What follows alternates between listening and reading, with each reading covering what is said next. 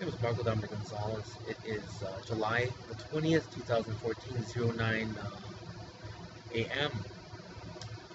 Um, I'm putting a little comment right now, and I just, I didn't know to,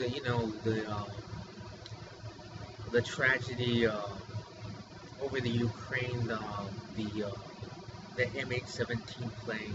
I didn't know what to say. I mean, um, so many good people and children have died, and it's just, I don't,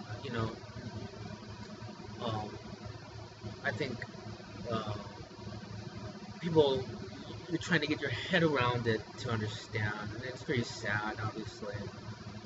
I started to put some hashtags in, and I didn't know, and then something came upon me, and I just, I saw it very clear. But this, again, you have to prove these things, folks. They're theories, and I'll explain so that you understand.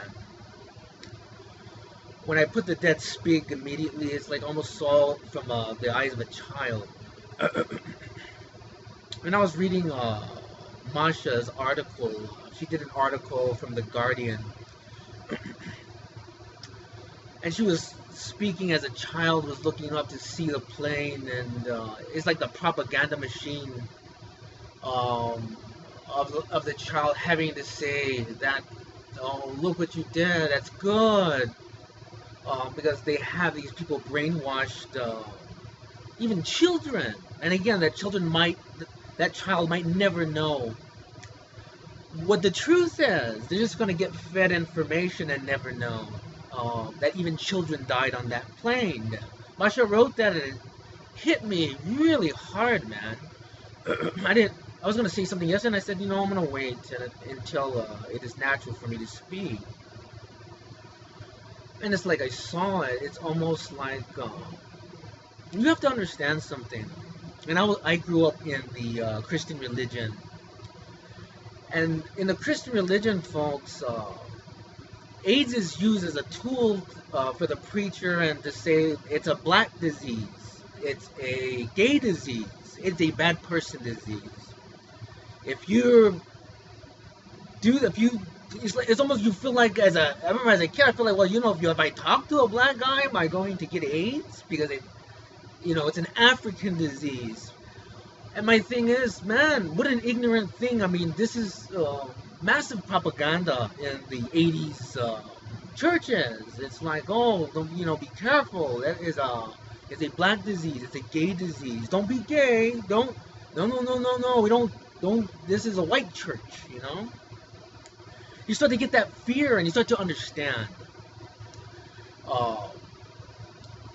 It's used as a tool to say don't do this. It's a plague. It's almost, and it's like even you can see like with the propaganda, it's almost like no, God has AIDS for those people, but not you.